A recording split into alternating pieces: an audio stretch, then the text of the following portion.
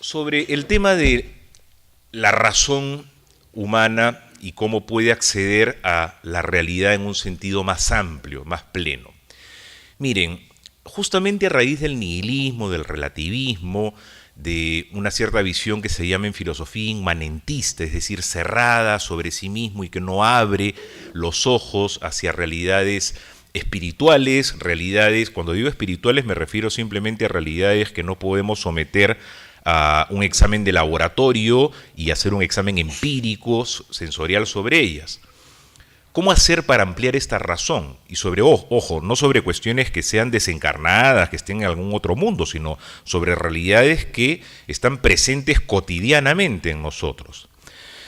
Pues de lo que se trata justamente es de no caer en reduccionismos, ni permitir que métodos que son usados más frecuentemente hoy sean los únicos que marquen la pauta. Me refiero concretamente al método de la ciencia experimental. Permítanme ver la siguiente reflexión sobre las raíces del término ciencia. Ustedes saben que ciencia significa simplemente conocimiento y que aquel ejemplo que colocaba a raíz de una pregunta, creo que era de Annie, de cómo no es posible decir que todo es relativo y que esa expresión es contradictoria, es no solo falsa, sino impronunciable. Eso que vimos la semana pasada fue recordar o adquirir un conocimiento certero de que una frase que es la que rige mayoritariamente al mundo de hoy es una frase inconsistente y que no la puedo pronunciar lógicamente, solo lógicamente. Eso es un conocimiento. Ahora pregunto, ¿hubo algún análisis de esa expresión en un laboratorio? ¿La hemos tocado? ¿La hemos analizado de acuerdo a un método experimental? No. Y sin embargo adquirimos un conocimiento. ¿Qué pasó? Hubo un momento en la historia, estoy hablando del siglo XVIII y XIX, hace poquito tiempo, en que se dijo que ciencia es solamente aquello que se rige por un método experimental. Y se renunció a cualquier otro tipo de conocimiento que no se rigiese por los cánones, por los patrones de la llamada ciencia experimental. Y entonces hoy día hablamos de ciencia y nosotros los católicos y las tradiciones que tienen expresiones culturales más amplias que transmitir, hemos aceptado esto sin más. Entonces decimos, ciencia es eso, solo la ciencia experimental. La pregunta es ¿por qué? ¿Por qué no retomar la noción de ciencia que rigió 24 siglos de historia para comenzar con los griegos y para quienes simplemente ciencia era conocimiento y punto? Bien. El habernos dejado llevar por una visión limitada, recortada del conocimiento y de la ciencia, con lo cual dejábamos de lado la filosofía, dejábamos de lado la lógica, dejábamos de lado, como quería Descartes, la historia, por ser conocimientos no estrictamente matemáticos, en fin. Dejamos de lado la reflexión sobre aspectos que son fundamentales en nuestra vida. Y voy a poner dos ejemplos para no ahondar mucho más en este punto. Realidades como la libertad o el amor. ¿La libertad puede ser analizada de acuerdo al método de la ciencia experimental? No. Y como no puede ser analizada, entonces se deja de lado y se dice que eso está bien para los poetas, para los religiosos, para los que, en fin, son espíritus débiles, pues, que necesitan hablar sobre estas cosas, y en fin. Y resulta que la libertad es uno de los temas más importantes de nuestro tiempo, precisamente porque el nihilismo ha dejado el emotivismo voluntarista, es decir, el hago lo que quiero, hago lo que me da la gana, como único camino, ya que no hay otro horizonte, no hay otros valores. Y el amor, también una realidad que nos toca cotidianamente, porque la mayoría aquí están casados, o están enamorados, o tienen hijos, o tienen amigos. Bueno, esa realidad tampoco es adecuadamente analizada y la reducimos a un sentimiento.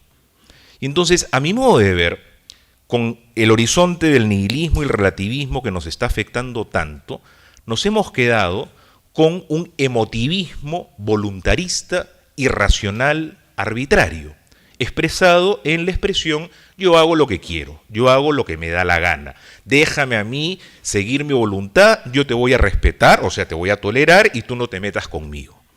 Bien, y hemos visto que eso no construye ninguna cultura, más bien es una amenaza de destrucción de la cultura. Y entonces, la cuestión es, ¿no será el caso de reflexionar un poco sobre lo que la libertad y el amor son? No voy a iniciar ahorita un ahondamiento sobre este tema que daría lugar a otras dos pláticas, pero voy a ofrecer algunas nociones simples. En primer lugar, la libertad es confundida, y esto cotidianamente, con el escoger entre A y B, o el hacer mi voluntad. Eso, en toda la historia del pensamiento, se ha llamado libre albedrío, o sea, arbitrio. Yo puedo escoger entre venir aquí a dar la charla o no venir a dar la charla. Eso es mi arbitrio. Pero eso es arbitrio.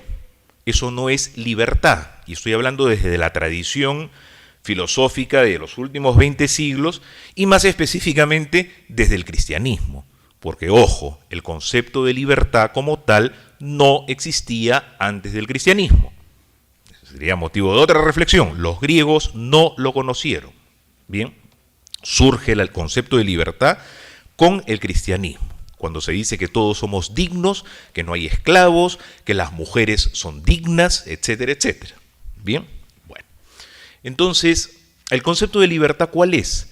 Es simplemente ser quien yo soy, sin amarras, sin esclavitudes que muchas veces están dentro de mí y no fuera de mí.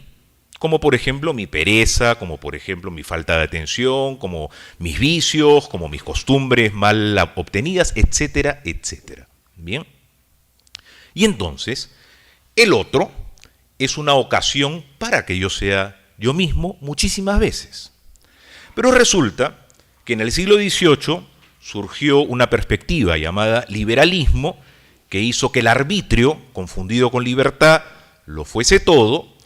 Y entonces se acuñó aquello que también muchas veces nosotros inadvertidamente asumimos sin más, que es que mi libertad termina ahí cuando comienza la libertad del otro, ¿no es cierto?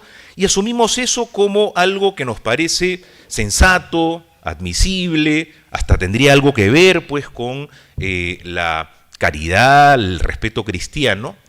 Y resulta que es una de las expresiones que ataca más el núcleo de la persona humana, de nuestra experiencia cotidiana y más fundamentalmente de la verdad cristiana. ¿Por qué? Simplemente porque si yo quiero ser libre, y ese es un anhelo profundo en mi vida, y mi libertad termina cuando comienza la libertad del otro, entonces la conclusión parece obvia, ¿no es cierto? ¿Qué es lo que debo de hacer? Buscar evitar a los otros. Porque si el otro acaba con mi libertad, entonces el otro es un aguafiestas. ¿Para qué buscarlo? Y el liberalismo precisamente apunta a eso, al individualismo, a que yo haga lo que quiera. Y toda la dinámica de competencia y del mercado que hoy vivimos está nutrida del liberalismo. No tendría por qué serlo, porque el mercado es simplemente el lugar en donde se intercambian cosas. Pero si le inyectamos esta perspectiva liberal, en donde lo que interesa es que yo haga lo que quiera y que debo ser individualista y que debo buscar mi propio provecho y que lo que debo buscar es tener plata, que es, ojo, el horizonte de muchísimos universitarios aquí en el Perú hoy. Trabajo en una universidad y cuando se hace la pregunta, los muchachos están en la universidad porque quieren el diploma lo más rápidamente posible, una actitud utilitarista, y en segundo, utilitarismo que es una consecuencia directa del liberalismo, ojo. Y luego, ganar plata, y punto. ¿Y para qué quiero plata? Para hacer lo que me da la gana. Bien, entonces no estamos hablando aquí de doctrinas, ideologías, filosofías que no se manifiesten cotidianamente. Están ahí. Bueno, la libertad pues no es hacer lo que quiera y el otro no es un aguafiestas. Lo expresaré de una manera muy simple y a partir de una experiencia personal, me permitirán. Yo nunca me hubiese casado con Claudia si es que ella fuese un recorte de mi libertad. Nunca habría tenido hijos si ellos fuesen un recorte para mi libertad. Por el contrario, ellos son una ocasión para que yo sea más quien yo soy, para que yo venza mis perezas, mis actitudes, en fin, poco afinadas, para que me esfuerce más, para que me exijan a ser más libre y liberarme de mis cadenas internas que me permiten dar lo que yo tengo que dar, es decir, para realizarme. Esa es la perspectiva realista y cristiana. Y siempre hay que ligar el realismo con el cristianismo. Si hay algo en el cristianismo que no es realidad, tenemos que tirarlo a la basura, sin más, sin más. Bueno, el amor. El amor ha sido reducido a sentimiento. Y esa es la razón de tantos problemas en los matrimonios, en las relaciones de amistad, etcétera, etcétera, en nuestro tiempo. Porque claro, si el amor es un sentimiento y lo tenemos ahí en las tarjetas de cumpleaños, en los spots, en las propagandas, en fin, entonces estamos construyendo algo como la realidad del matrimonio sobre una base bastante endeble, bastante débil, porque el sentimiento es lo más variable que puede haber. Sentimiento viene de sentir, y uno siente a lo largo del día muchísimas cosas. Uno siente calor ahora, se siente un poco incómodo, si sale a un ambiente fresco se va a sentir mejor. Vine aquí, tomé un desayuno rápido y bueno, estoy contento, pero si no hubiese tomado desayuno, no estaría tan contento, ¿no? Dormí bien, no dormí bien, en fin, salió el sol, no salió el sol. Los sentimientos son algo sumamente variable. ¿Son malos? Para nada. Somos seres encarnados, eso somos. Pero voy a hacer depender mi vida de lo que siento en instantes, y el amor pues no es eso. El amor, y no vamos a hacer aquí una etimología del amor, no hay tiempo para ello, ni una historia del amor, pero hay que hacerla, y existe, y está escrita y demás. El amor es simplemente la entrega, la donación, no dependiendo de lo que yo siento. La mayoría de veces, el 99% de veces, viene con sentimientos muy fuertes, porque somos seres encarnados. Pero muchas veces no viene con sentimientos y a veces viene contra el sentimiento de lo que a mí me provocaría hacer. Y el amor es justamente la entrega.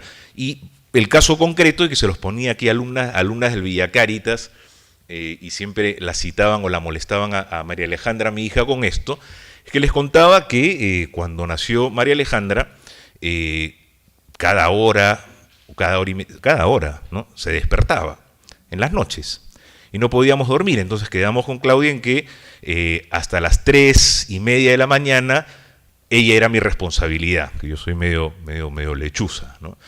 Y a partir de las 3:30 era con ella para que pudiésemos dormir, porque no estábamos durmiendo nada en las primeras semanas. El problema era cuando, porque habíamos establecido la cuestión bien rígida, cuando María Alejandra decidía llamar o llorar a las 3:25 de la mañana, ¿no? Y era mi horario. Entonces, ahí me iba hasta las 5 de la mañana con ella.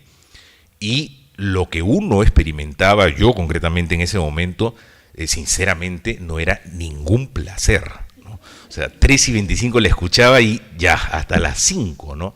Y sin embargo, inmediatamente corría al cuarto, ¿no? Y uno experimentaba un sentido de plenitud, de que alguien dependiese de uno y que uno pudiese hacer el bien de esta manera tan concreta en el despliegue de una persona recién nacida, ¿no? Y entonces, esto para mí, en la experiencia cotidiana, fue una de las muestras más evidentes y fuertes de lo que es el amor, y cómo este amor no depende de lo que me provoque, de lo que yo sienta en un determinado momento. Pues bien, esto que se muestra cotidianamente es la verdad más honda del cristianismo, que se expresa en la cruz. O sea, ustedes, hago la pregunta evidente, obvia, y hasta un tanto irreverente, ¿ustedes piensan que el Señor experimentó algún tipo de placer en la cruz? O sea, lo que experimentó fue tal vez el dolor humano más hondo, de los más hondos que se pueden experimentar. No solo por lo que es morir en una cruz, desangrado, deshidratado y demás, sino además por la conciencia de lo que estaba ocurriendo en ese momento, del rechazo de la humanidad. Y sin embargo, estaba diciendo perdónalos porque no saben lo que hacen, y luego Juan dirá, no hay mayor amor que el que da la vida por sus amigos. Eso es el cristianismo y eso es el amor. Si es que vamos con esa concepción del amor a educar, a casarnos, las cosas duran. Si no, si las basamos en sentimientos, pues casi evidentemente en algún momento eso se va o a destruir o a tornar algo bastante poco atractivo, ¿no?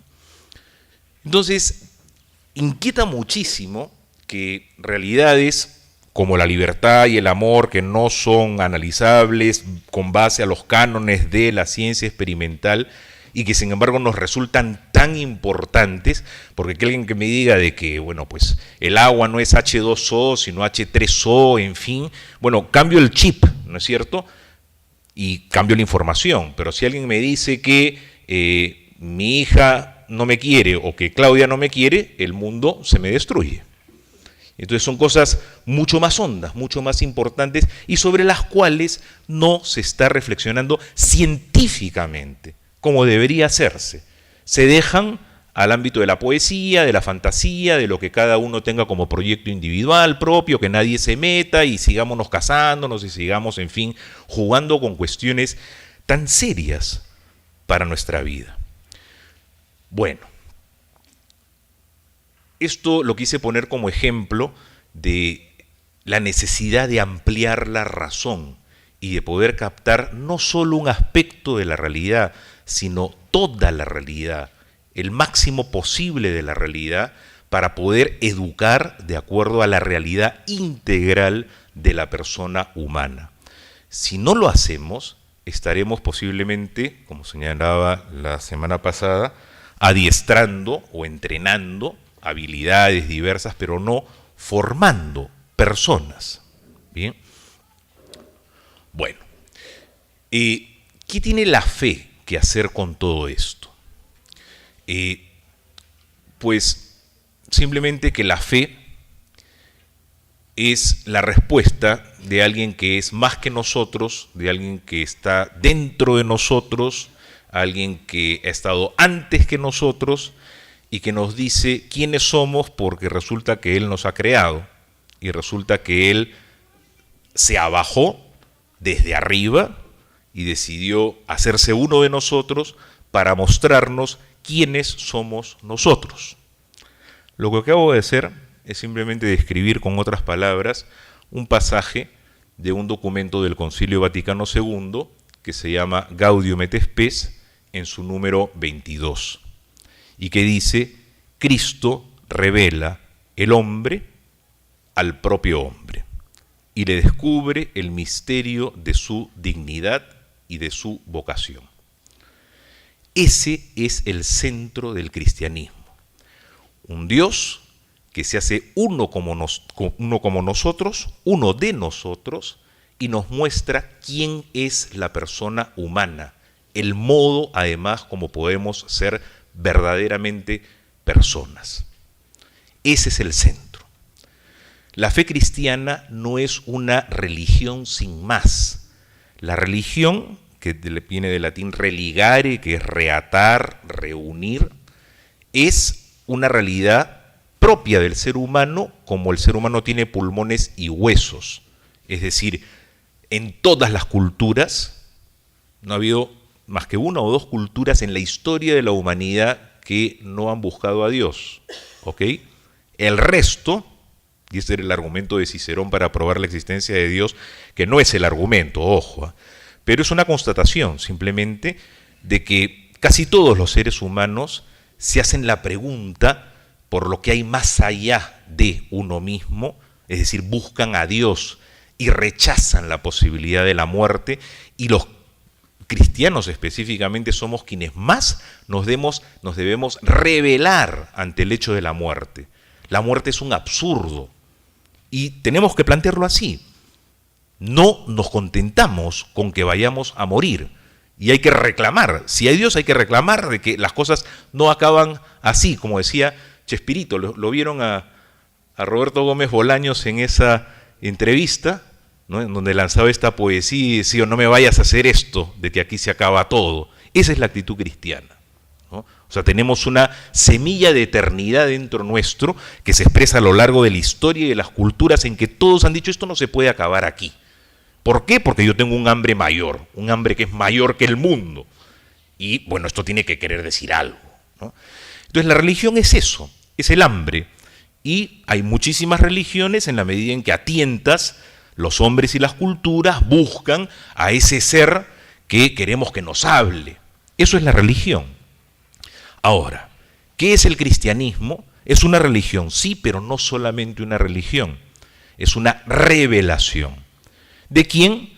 De alguien que no viene de abajo hacia arriba, sino justamente del que está arriba y que desciende, se abaja, lo que en términos bíblicos se llama la kénosis, y que se hace uno de nosotros y nos manifiesta a aquel a quien no podíamos ver, y nos dice: yo estoy aquí.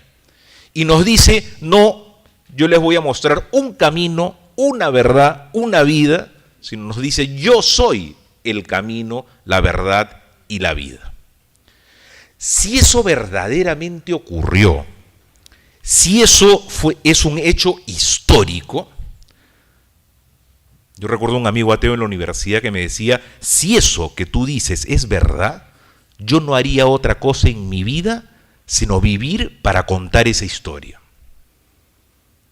Y es verdaderamente cuestionante cuando uno se encuentra con gente inteligente, con gente práctica, con gente realista, que no ha escuchado estas cosas, porque nosotros de alguna manera como que nos hemos acostumbrado a colgar de nuestros cuellos una cruz, a mirar una imagen, y eso a veces opera como un acostumbramiento que puede no ser bueno, porque perdemos lo que alguien llamaba en la semana pasada la capacidad de asombro. Y entonces nos acostumbramos y como que nos vacunamos contra las manifestaciones de Dios, porque creemos que ya lo sabemos, cuando en verdad sabemos poco aún. Bueno, este amigo ateo me decía esto, y hace poco Benedicto XVI escribió un libro, en realidad son 3, que tienen como título Jesús de Nazaret, ¿no? Y resulta sorprendente que Benedicto decidió en las primeras páginas de su libro dialogar con un judío, porque decía: este judío capta la esencia de la fe cristiana, mientras que muchos cristianos nos hemos olvidado de lo esencial del mensaje cristiano. Este judío, que es un rabino sabio, amigo de Benedicto, íntimo amigo, que son esas cosas, Dios mío, que nos cuentan a veces la historia sobre lo que somos, sobre lo que hacemos, y no se sabe nada, o muy poco, de lo que es la iglesia, de lo que es la realidad cristiana. Bueno, Benedicto ahí lo que decía era: este judío dice: yo considero a Jesús un hombre fantástico, etcétera, etcétera, con virtudes y demás. Pero hay un punto central que no admito, que no logro comprender, y es que Jesús sea Dios. Y Benedicto decía: ahí está el centro de la fe. Por eso Jesús murió, porque se dijo Dios. Y entonces la pregunta que interesa finalmente es saber si Él es Dios o no. Y eso es lo que todo cristiano tiene que buscar averiguar y convencerse. De otra manera, nuestra historia es una historia más. Y estamos siendo irresponsables al transmitir sin más algo de tamaña envergadura, de que un hombre como Jesús es Dios. ¿Cómo saberlo? Viene aquí, y este es el último punto de lo que quiero compartirles, viene aquí la dinámica de la fe. Y la fe es una palabra que también ha perdido su significado y que nosotros mismos no la comprendemos muchas veces adecuadamente. Creemos que la fe es un optimismo psicológico, como el muchacho que dice: caramba, no estudié, y viene otro y le dice: no, pero ten fe que vas a pasar, ¿no? A veces es el papá que le dice: ten fe, te va a ir bien. Eso no tiene nada que ver con la fe cristiana. O creemos que la fe es, bueno, no hacer preguntas, pues. Entonces, acepta nomás, el curita está hablando, te ha tocado el corazón un poco, no cuestiones, ¿no? Entonces, acepta esto y para adelante, pues no cierra los ojos, ¿no? Eso tampoco es fe. ¿Qué es la fe? Es simplemente confiar sin reservas. La fe no es creer sin pruebas. La fe es confiar sin reservas en alguien que me ha dado muestras de que puedo verdaderamente confiar en él. Es algo encarnado y que experimentamos en un sentido humano, no en el sentido sobrenatural de la fe, casi cotidianamente. Y eso es importante subrayarlo porque muchas veces creemos que la fe y que la vida cristiana está allá arriba y se sobrepone y está presente en algunos momentos de nuestra vida, cuando en verdad la fe cristiana es el motor interno del quehacer de un cristiano. Lo explico. Cuando uno va al médico y el médico lo mira a uno y diagnostica algo y le receta algo, uno va a la farmacia y compra las medicinas, ¿no es cierto? Le pregunta al médico, ¿y por qué esto? ¿Y por qué esto otro? En fin. Pero me pregunto, ¿llegamos a comprender todos los detalles del por qué él nos está diagnosticando algo como tal y recetando algo como tal? O cuando tenemos que construir nuestra casa y vamos al arquitecto y vamos al ingeniero, le pedimos que nos demuestre al detalle por qué va a poner este ladrillo de esta manera y la viga así y allá.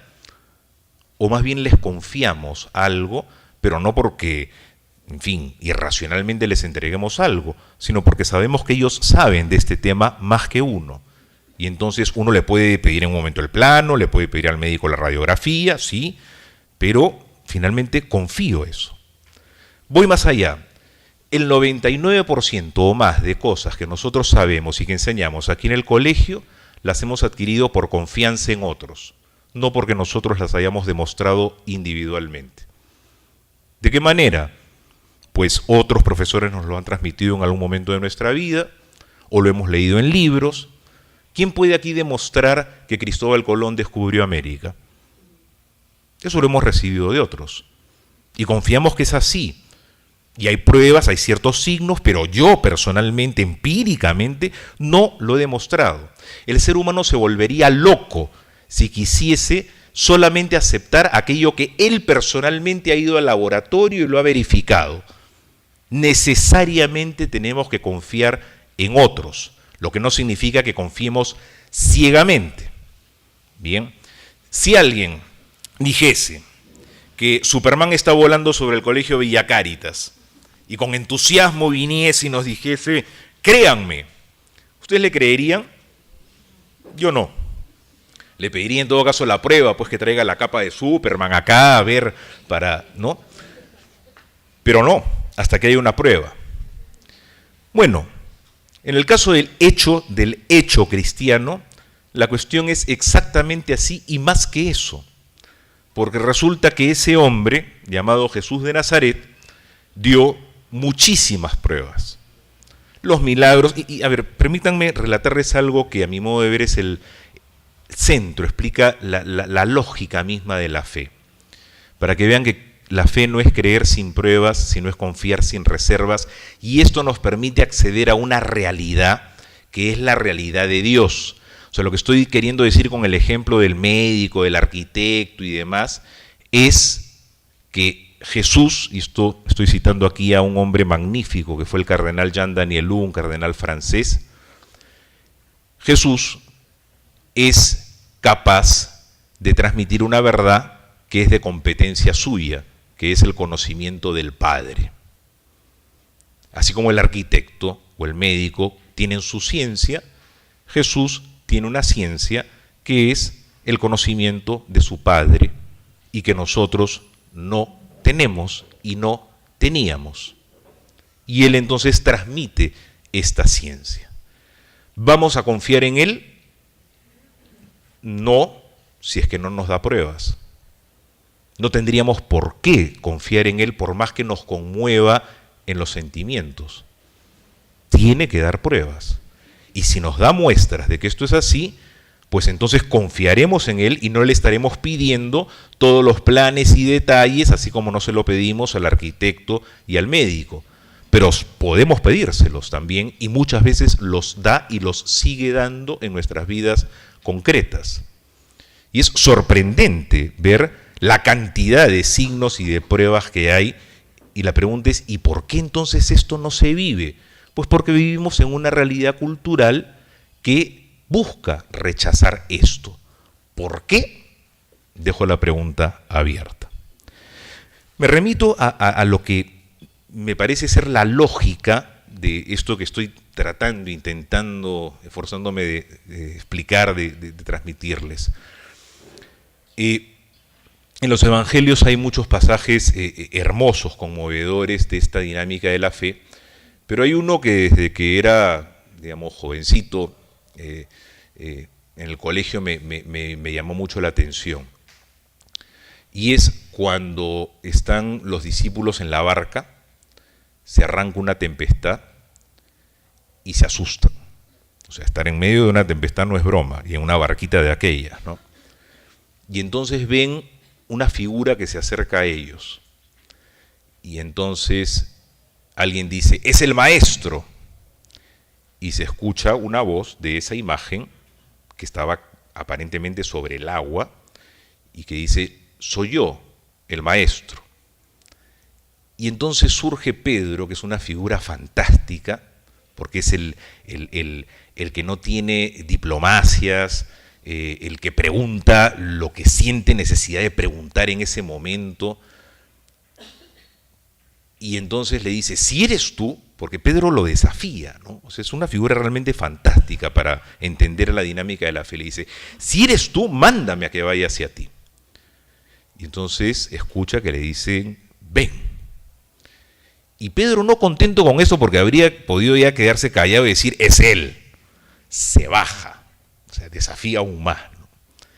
Se baja y comienza a caminar. Y cuando ya se está acercando, se comienza a hundir. Y entonces viene Jesús, lo toma de la mano y le dice, hombre de poca fe, ¿por qué dudaste? A mi modo de ver, ahí está encerrada toda la dinámica de la fe cristiana. La fe no es creer sin pruebas. Había pruebas de hecho y de palabra.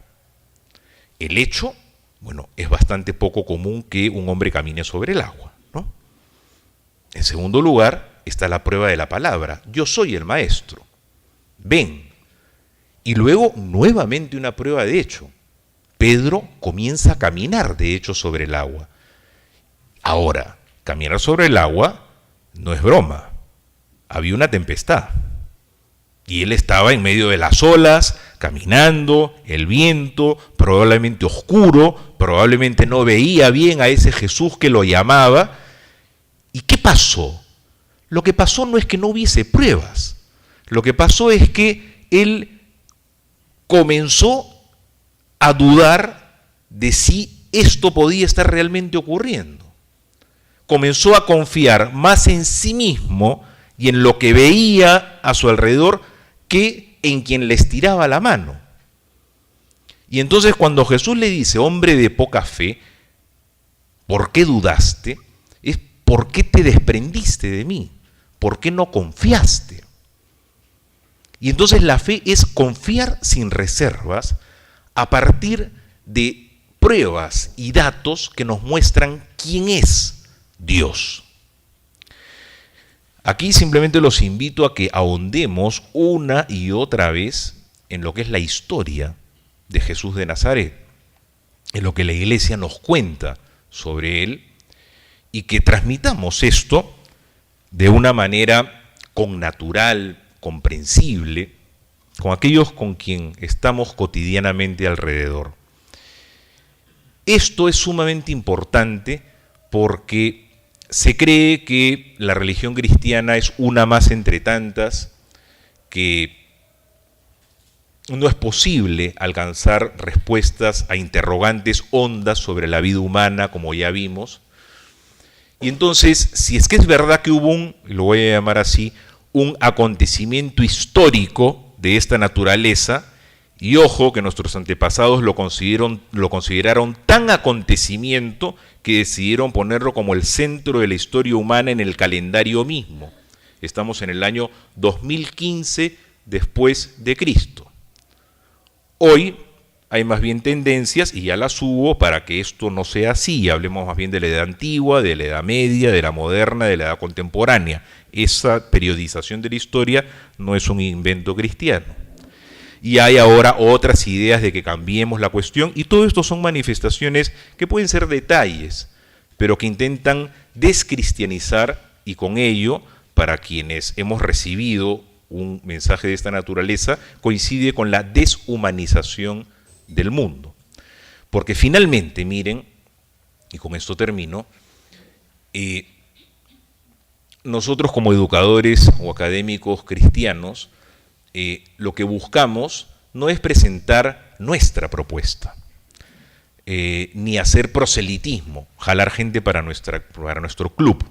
El Papa Francisco lo ha dicho ya muchísimas veces, sino que lo que buscamos es compartir algo que no es nuestro y que permite que todo lo que de bueno y de humano hay en el mundo pueda verdaderamente desplegarse. Lo que nos inquieta es que se hable de libertad y que se haya perdido el sustento, la base de la libertad. Lo que nos preocupa es que se hable del amor y que es una realidad, que fue introducida con mucho más fuerza por el cristianismo y que sin embargo ese amor se esté disolviendo. Lo que nos preocupa es que se hable de la persona o de los derechos humanos, que también son propuestas cristianas que todos continúan aceptando. Hay que respetar a la persona y sus derechos, pero que sin su sustento de base se puedan ir disolviendo. No por casualidad decía Chesterton que muchas de las ideas que vemos hoy son ideas cristianas que se volvieron locas, ¿no? Y entonces, un cristiano en el mundo de hoy, un educador, un académico cristiano, ¿qué ha de hacer? Ha de buscar valorar con la mayor simpatía todo lo que de humano hay en el mundo y mostrar cómo es que esto tiene un sustento mayor desde la fe cristiana, que no es algo propio de un club de amigos que quieren, en fin, jugar y hacer las cosas de esta manera, sino que es algo que hemos recibido y que vivimos muchas veces a pesar nuestro, pero que no podemos ir contra esa realidad, porque seríamos unos brutos, seríamos ciegos. Esto es simplemente lo que se llama la evangelización de la cultura. La cultura es ¿qué? Es el estilo de vida de un pueblo, el estilo de vida de un grupo humano, el modo como un grupo humano se cultiva a sí mismo para buscar ser más plenamente seres humanos. Si Cristo es el hombre que nos revela quién es el hombre, ¿cómo no podría estar dentro de la cultura? Y la cultura o la evangelización de la cultura es simplemente la presencia de esta fe operante, de esta fe que no es una doctrina fundamentalmente, sino de esta fe que es vida, en los estilos de vida. La fe que es vida, que se hace estilo de vida, eso es evangelizar la cultura. Bien, decía Juan Pablo II que una fe, tal como he intentado describirla, aunque pobremente, una fe que no se hace cultura, que no se hace estilo de vida, es una fe no adecuadamente pensada, no adecuadamente vivida, no adecuadamente recibida. Y entonces, finalmente, de lo que se trata es de preguntarnos qué tanto estamos nosotros comprendiendo vitalmente esa fe y expresándola del modo más natural y fluido posible en los ambientes humanos en que nos encontramos. Para esto hay que conocer en primer lugar los ambientes humanos, la realidad que nos ha tocado vivir, pero hay que también conocer la esencia misma de esta fe cristiana, su rostro humano, el modo como humaniza, porque de otra manera la fe no tendría sentido. Esto es lo que quería de alguna manera enfatizar vinculando el realismo, la necesidad de realismo, con la realidad, el realismo más hondo de la fe cristiana. Bien, haríamos mal si es que no asumimos esta fe como una realidad más honda, que es la que finalmente ha de animar nuestras labores educativas y culturales. De la fe tenemos pruebas, repito, y aquí encierro ahora sí con esta idea. Napoleón, que ustedes saben era un hombre sumamente ambicioso y genial, en alguna ocasión recibió a uno de sus comandantes que le proponía crear la nueva religión en sustitución de la religión cristiana. Y le decía, mire, creemos la religión napoleónica. Entonces Napoleón, que era un hombre muy ambicioso pero que no era un idiota, le dijo, vaya usted, elabóreme el plano, el proyecto, y regrese dentro de un par de semanas. Regresó este hombre, le presentó el proyecto consistente, ¿no? Lógicamente hablando, recordemos era la época de Kant, de Hegel y demás. Hegel había dicho que Napoleón era la idea universal montada sobre el caballo, ¿no? Cuando lo vio a Napoleón entrar. Y entonces Napoleón lo vio, leyó las primeras páginas y le respondió de la siguiente manera. Mire, todo es magnífico y usted sabe que esto responde a nuestro ideal más grande. Pero solo falta una cosa. Vaya usted, crucifíquese, resucite el tercer día y yo apruebo su proyecto. Esa es la prueba más grande. Y lo decía San Pablo. Vana sería nuestra fe si Cristo no hubiese resucitado. Es decir, aun cuando Él hizo todo lo que hizo, aun cuando Él levantó a Pedro que caminaba sobre el agua, si es que Él no cumplía con la promesa de que Él mismo iba a resucitar y nos iba a arrastrar consigo en esta nueva vida para siempre, todo lo podíamos botar a la basura, todo. Lo dice San Pablo. Bueno, esta es la prueba máxima. Y entonces estamos hablando aquí de realidades, ¿bien? Y sobre esto hemos de preguntar todo, absolutamente todo, y hemos de buscar que nuestros muchachos, nuestros alumnos y alumnas pregunten todo. Y llegará un momento en que no podamos responder a ciertas preguntas, pues buscaremos a otras personas y las invitaremos aquí para que respondan esas preguntas. Respuestas las hay. Lo que está faltando en nuestro mundo hoy es hacer más preguntas. Bien. Bueno, con eso termino. Muchas gracias por su paciencia.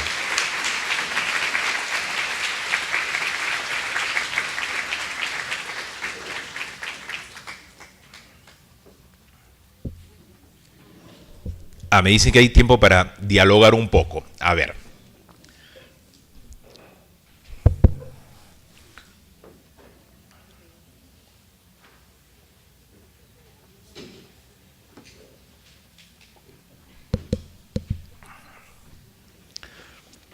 Uno siente que debería estar ahí abajo más bien para poder dialogar con un cafecito. ¿Ah? Vamos, ¿quién se anima para romper el hielo? Gracias.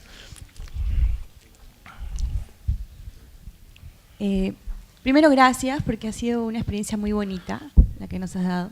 Y segundo, yo tengo un propio concepto de libertad que pudo sacarlo de los retiros a los que yo he asistido, pero yo quisiera saber tu propio concepto acerca de libertad. Si bien dijiste, no es lo mismo que escoger entre A y B,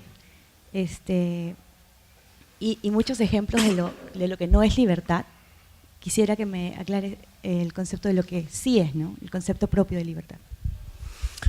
A mí me gusta, y tal vez no lo dije con suficiente énfasis, ese concepto de libertad que entiende la libertad como ser uno mismo.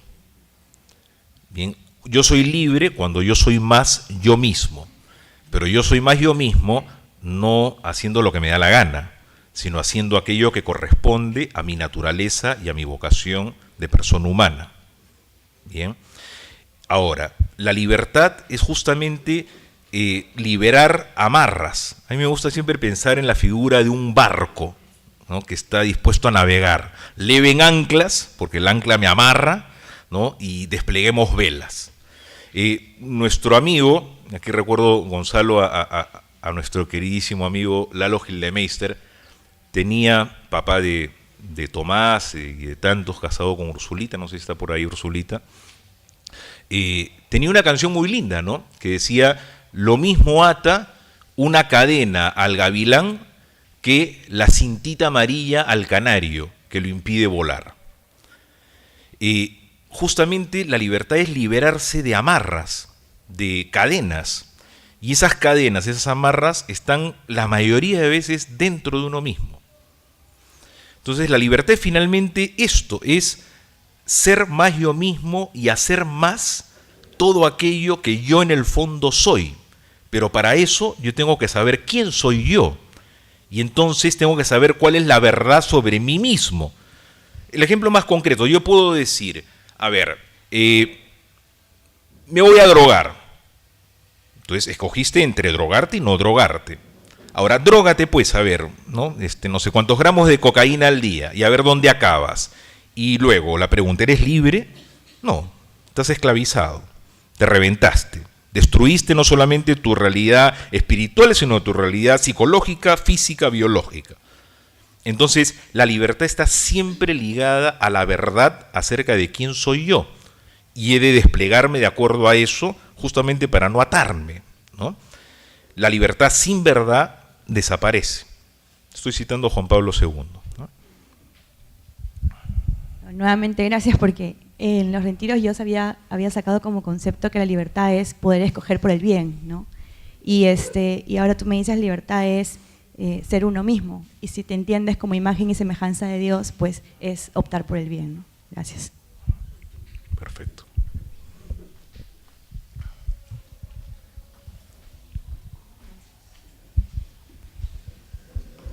Bueno, ¿qué tal? De vuelta. ¿Qué tal? Con el tema que nos compartiste en la mañana, me acordaba mucho de un tema que acabo de ver hace poco, es el tema del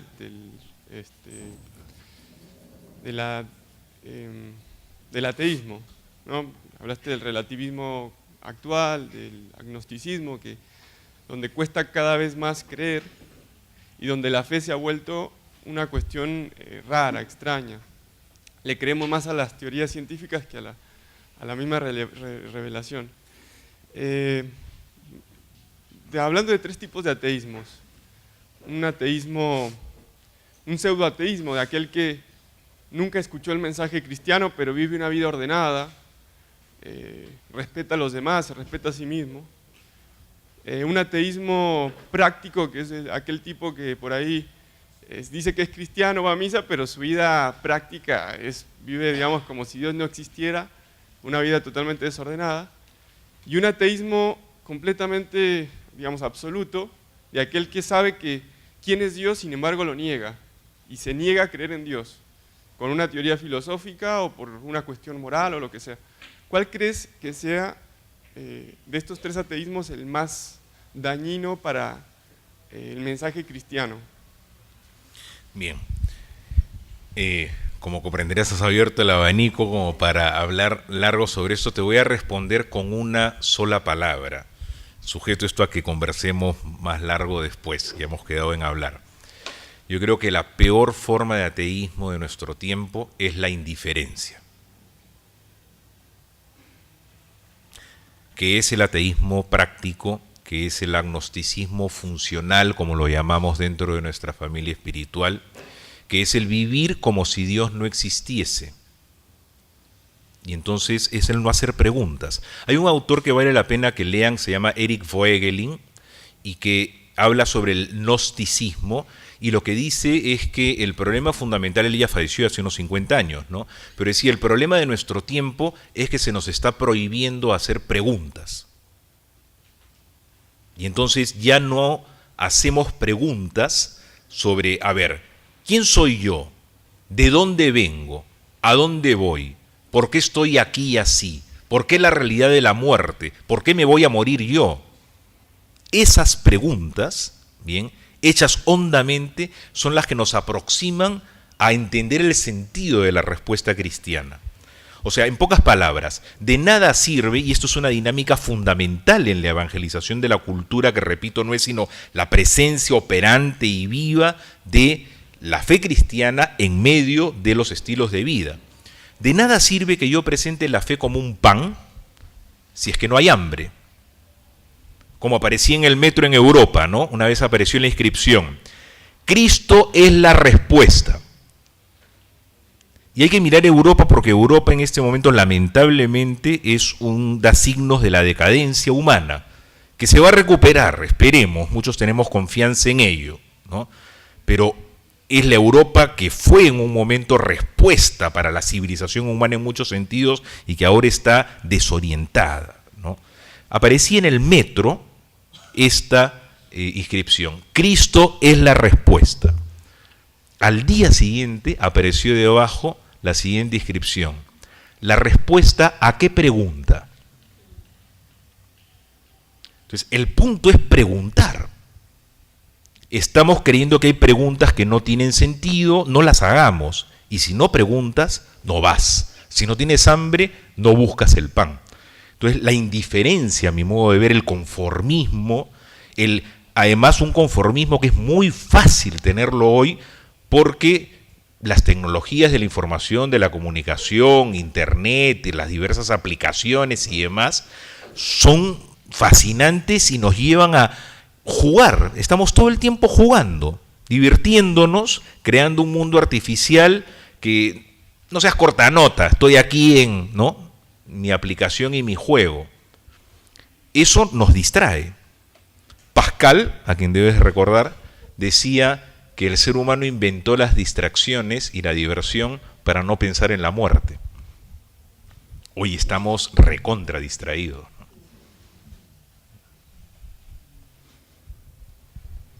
Sí.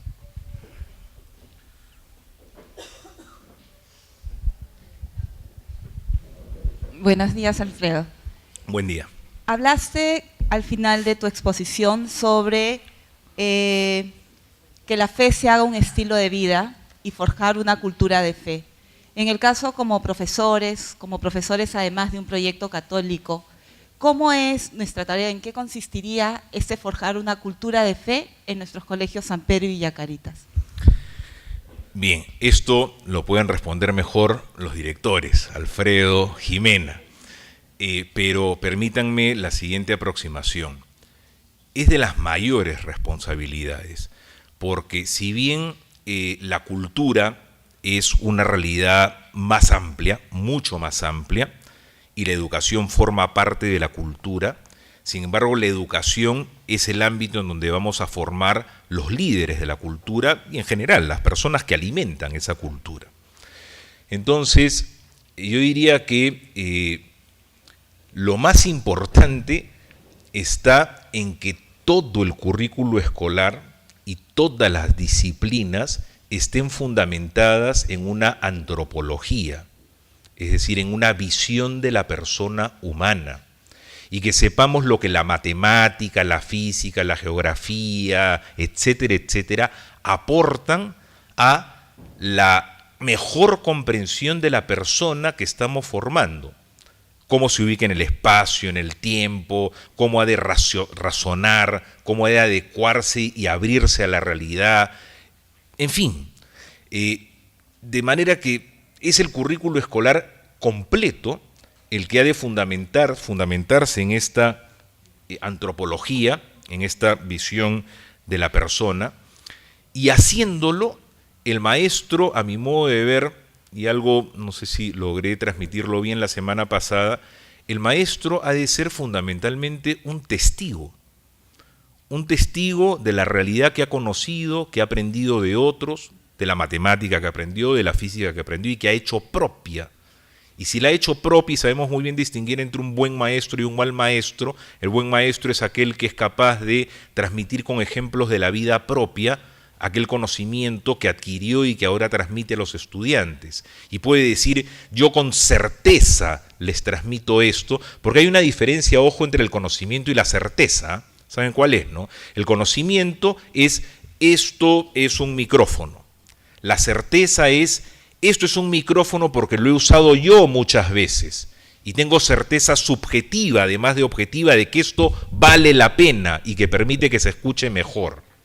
Entonces, el maestro es aquel que tiene ya no solo conocimientos, sino certezas, porque las tiene vividas y las puede transmitir en diversos lenguajes de diversas maneras. Entonces, el maestro, a mi modo de ver, ha de ser fundamentalmente eso, un testigo de certezas que ha adquirido y que las puede transmitir de un modo vivo. Rollo May, que es un psicólogo, fenomenólogo, en fin, de hace unas décadas, decía que a veces nosotros no educamos, en el sentido de que no logramos hacerles ver cuál es la relación que tiene el conocimiento con sus ideales de vida, con sus inquietudes, con sus preguntas fundamentales del momento que les ha tocado vivir, sea que tengan 6 años, 10 años o 15 años. Y les generamos ansiedades, ¿por qué? Porque los evaluamos, los presionamos para que lean algo, para que estudien algo, y el estudiante dice, ¿y qué relación tiene eso con lo que yo estoy viviendo ahora? ¿Por qué me tienen que poner esta presión? ¿Qué sentido tiene? Y entonces hacer el link, el vínculo entre el conocimiento que transmitimos y la realidad viva particular del estudiante en cada circunstancia concreta, es, a mi modo de ver, la labor fundamental del maestro. Ahora, finalmente, aquí lo que se está generando es una cultura particular. Los colegios son una comunidad cultural. O sea, la cultura, ¿qué cosa es finalmente? Es el intento de ser personas en conjunto con otros. Mi familia es una realidad cultural particular. Yo cuelgo los cuadros de una manera diferente a como las cuelga mi vecino. Tengo horarios de almuerzo, de cena diferentes, escucho música diferente. Es la realidad particular de mi familia. Y luego hay la realidad del barrio, luego hay la realidad de la ciudad, la realidad del país, la realidad latinoamericana, la realidad del club, la realidad del colegio. Bueno, aquí nosotros tenemos una cultura particular que no está ahí para cerrarse sobre sí misma. Todo lo contrario, está ahí para lanzar a muchos hacia el mundo, que son nuestros estudiantes, invitar a maestros nuevos a que formen parte de esta comunidad cultural, pero el punto está en que vivamos verdaderamente el centro, la esencia diferenciada de esa cultura, que es la cultura cristiana, finalmente. Y si lo vivimos bien, realmente esto va a ser muy atractivo, respuesta para muchísimos. El punto es que nos convenzamos, ¿no? Que nos convenzamos de que esto es así. Hay una anécdota que de joven me llamó mucho, que fue la anécdota de un descubridor europeo en el siglo XV del río Amazonas. Bueno, ya les conté la respuesta. Venía él por el Atlántico y se les acabó el agua, ¿no? Y entonces vieron una carabela que aparecía ahí y comenzaron a gritar, pedir agua, porque se iban a morir. Y de la otra carabela no hicieron nada, e insistían, resumiendo la historia, porque es una historia interesante, dramática además, levantan un letrero, ¿no?, en que decía, echen sus baldes al agua. Y entonces nosotros dijeron, además de que nos estamos muriendo y que no nos atienden, se burlan de nosotros, porque no podemos tomar el agua de mar. Pero hubo uno, terco marinero como Pedro, ¿no?, que dijo, a ver, voy a hacer la prueba, ¿no? Entonces tiró su balde, bebió y era agua dulce. Y entonces todos pudieron salvarse. ¿Bien? ¿Qué pasaba? Que estaban en la desembocadura del río Amazonas. Y eso permitía que ellos pudiesen beber esa agua del río. A mí esa historia me llevó a pensar mucho en la línea de que nosotros tenemos un río, que es lo que hemos visto ahora, todo lo que la tradición cristiana nos ha transmitido, y muchas veces creemos que es agua no potable, que es agua que no calma la sed, y andamos buscando muchísimas cosas por ahí. Creo que la respuesta es echar los baldes al agua, y si los echamos de verdad, y no andamos atrás de modas, incluso en términos de pedagogía, muchas veces vamos atrás de los últimos modelos, las últimas propuestas y métodos pedagógicos, y no es que no debamos estar atentos a ello, pero hay que discernir críticamente y a partir de una base fundamental que es la riqueza de la tradición educativa católica de 20 siglos. Hay muchísimo que aprender y que extraer y que aplicar de ahí. Entonces, ojo, no estamos hablando de una teoría que tiene 20 años, 30 años, 40 años. Estamos hablando de algo que se ha practicado durante 20 siglos, ¿no? Esto es lo que a mi modo de ver hemos de vivir fundamentalmente en la cultura de los colegios, ¿no?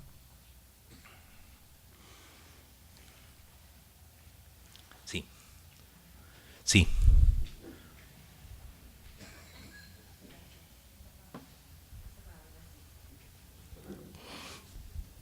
Bueno, yo soy, por supuesto, muy gratamente impresionada con la charla y con lo que estoy viendo del ambiente del colegio al cual recién estoy ingresando. Yo observo o me voy convenciendo a través de la vida, por las experiencias personales también, de que la línea certera es ser conservador. ¿Ser, perdón? Conservador. Ya. Puedo estar muy equivocada, y inclusive cuando me dicen la estética que tú propones, lo siento, es cuestión de gustos, qué sé yo, tatuajes, pantalones rotos, lo que sea, y siento que lo cristiano es lo que veo acá en el ambiente, pero quisiera que me explicara si yo estoy equivocada, porque los chicos también te discuten. Yo le digo, no, en la estética también tiene que haber un superior para mí y un inferior, o el que no sabe nada de música solamente quiere gritos, y creo que ellos no están en la verdad. ¿Tú qué opinas, por favor?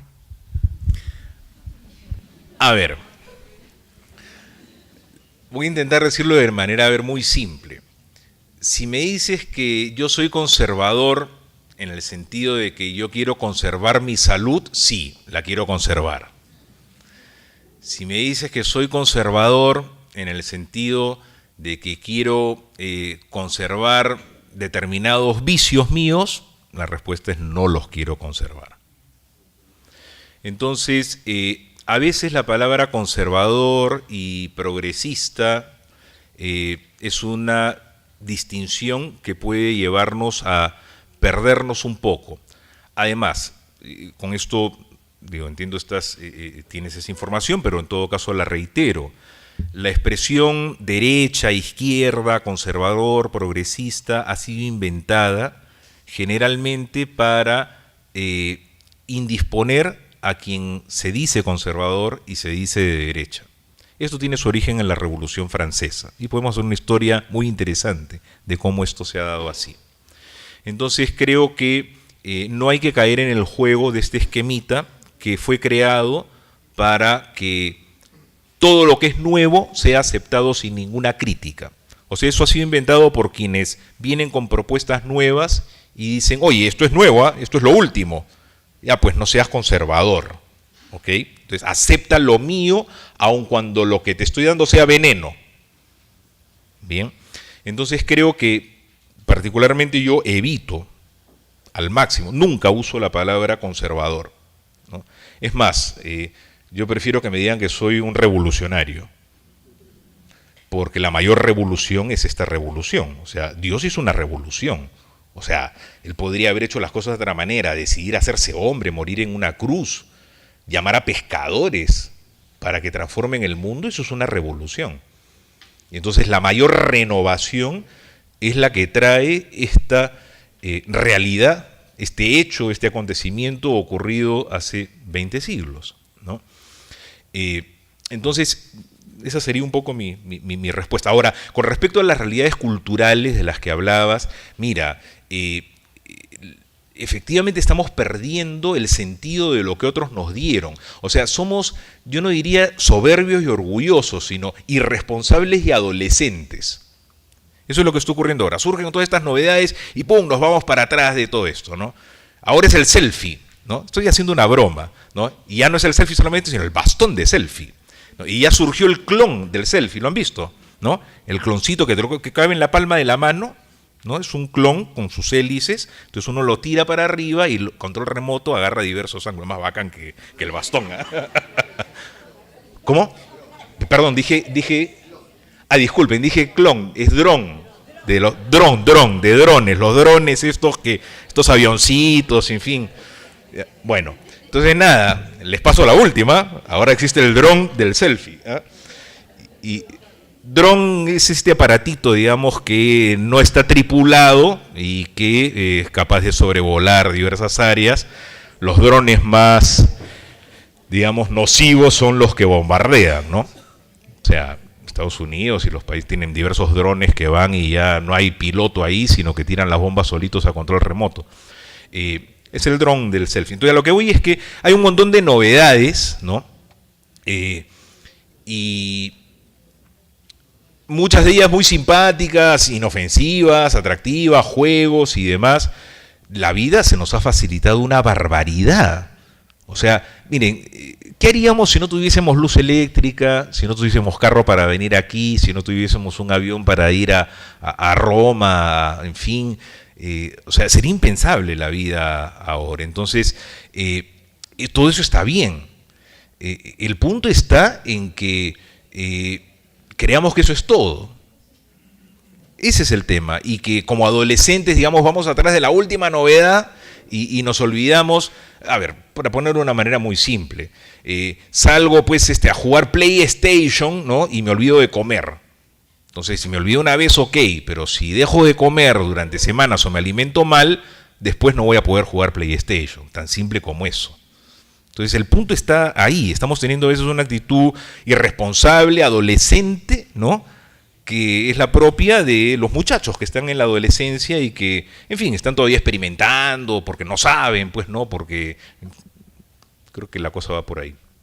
No voy a extender, pero solamente si el chico te dice, es mi estilo, lo siento, mi pelo rasta, mi pantalón roto, soy una excelente persona porque quiero ayudar a quien sea, pero me da la gana de ser así y estar así, déjame en paz. Eso es lo que, porque yo realmente lo estoy dialogando muchas veces con chicos que están a mi alrededor y me es muy difícil. ¿Qué les dirías? Mira, yo creo que justamente ahí el punto está en comprender, o sea, en meterse en el mundo de ellos. Y nuevamente, miren, cuando les hablaba de pensar en cristiano y que ahí entiendo está la clave de la educación, es porque tenemos que estar pensando constantemente en, lo voy a decir de esta manera, ¿ya? En el método de Jesús. Si Él lo hizo de esta manera y esta manera dio lo que dio, este es el modo como deberíamos de educar. ¿Qué quiero decir con ello? Jesús, ¿qué hizo? No habló desde una nube allá diciendo, oigan, si no cambian, yo lanzo un rayo y acabo con el mundo. ¿Qué hizo? Se encarnó, se abajó. O sea, formó parte de una cultura. Y buscó comprender esa cultura y hablar el lenguaje de esa cultura y explicar las cosas de un modo que fuese comprensible, no a través de tratados filosóficos, sino a través de cuentos, a través de parábolas. ¿Y qué hacía? Decía, eso es la verdad. No lo decía de esa manera, dialogaba. ¿Y qué hacía fundamentalmente? Preguntaba. Y entonces yo creo que el punto es ese. Un muchacho que me dice rasta, con el pantalón roto, aquí y allá, te voy a decir más que se droga, ¿ok? Y te voy a decir más que le pega a su hermano. Y te voy a decir más que ocasionó el divorcio de sus padres y varias cosas más. A ese tal que uno diría, este muchacho es un muchacho problema, uno tiene que sentarse al costado de él y buscar comprenderlo, quererlo más que los otros. Acuérdense nuevamente el método de Jesús, la oveja perdida. Entonces preguntar, estar ahí. Ese muchacho finalmente lo que está buscando es su felicidad. Nosotros, Gonzalo, desde los 15, 16 años dábamos una charla, ¿no?, a muchachos de los colegios más pitucos a veces de Lima y más bravos y más salvajes al mismo tiempo, que se llamaba Felicidad y falsos modelos. Y buscábamos los modelos más aparentemente contrarios a el buen vivir, por llamarlo así, y buscábamos mostrar cómo en estas personas que se drogan, que buscan el poder, la fama, explotar a los otros, qué sé yo, en el fondo lo que hay es una búsqueda de Dios o una búsqueda de la felicidad plena. Y entonces el punto es en toda persona ver dónde está el hambre de tu felicidad. Y para eso hay que abajarse, hay que encarnarse. O sea, no es mi modelito de cómo educo, sino es la empatía, la sintonía, el escuchar al otro, el preguntar al otro, el dejarse preguntar por el otro. Realmente no se me ocurre otra cosa sino decirte que ese es el método de Jesús, ¿no? Y ojo, debemos de evitar que cuando hablamos de Jesús, hablemos a veces como algunos hermanos, permítanme que lo diga de esta manera y los ponga como ejemplo, algunos hermanos evangélicos y pentecostales, ¿no?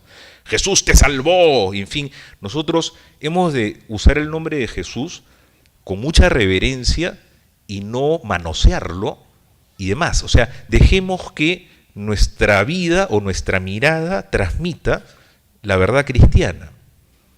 Y digámoslo de diversas maneras, para eso existen las canciones. Recuerdo a mi amigo Lalo que expresaba a través de metáforas, por ejemplo, muchas cosas. Eso no es no decir el nombre de Jesús, pero a lo que voy es, tenemos que evitar que alguien venga y diga, ah ya, estos son unos pietistas, unos cucufatos, unos beatos. Tenemos que saber también cómo pronunciar las cosas y de qué modo decirlas, ¿no? A propósito, permítame, Gonzalo, el Consejo Pontificio de la Cultura, en el cual estuve de consultor muchos años, ha creado una sección de deportes. No quería dejar de decirlo. Y esto es una expresión de cómo nada de lo humano es ajeno, en este caso a la Iglesia. Y se están haciendo cosas magníficas en ese sentido. Ya se creó una asociación latinoamericana vinculada a esto y demás. En pocas palabras, evangelizar la cultura es buscar transformar el mundo desde dentro, y los laicos, que somos ¿qué cosa? Los cristianos a secas, ¿ok? Porque muchas veces se dice, la iglesia es el cura, el obispo, el papa. No, nosotros somos iglesia. Si es que criticamos a la iglesia, incluyámonos dentro de la crítica. Y lo que interesa es que los bautizados, los que no tenemos títulos, los que somos cristianos a secas, sin más, comencemos a mostrar, como los primeros cristianos del siglo I, cómo es que esto vale la pena, cómo es que esto nos hace más personas, cómo es que esto nos hace felices, cómo es que vivimos diferente. Y entonces, y respetando sin embargo las leyes de nuestro país, no generando revueltas y demás, sino más bien buscando salvar todo lo que se pueda salvar. Eso fueron los primeros cristianos, ¿ah? Y entonces eso hará que muchos digan, por lo menos yo me vinculé cuando era adolescente a esta aventura, porque yo miré a personas que miraban diferente. Y había un brillo en los ojos de esas personas que decía, estos tienen algo que yo no tengo. Oye, enséñame, ¿qué cosa es eso? ¿Qué te hace feliz? Me lo enseñaron y aquí estoy. Y entonces es eso, es el testimonio, ¿no? Bueno, pues muchísimas gracias, ya nos veremos en otro momento.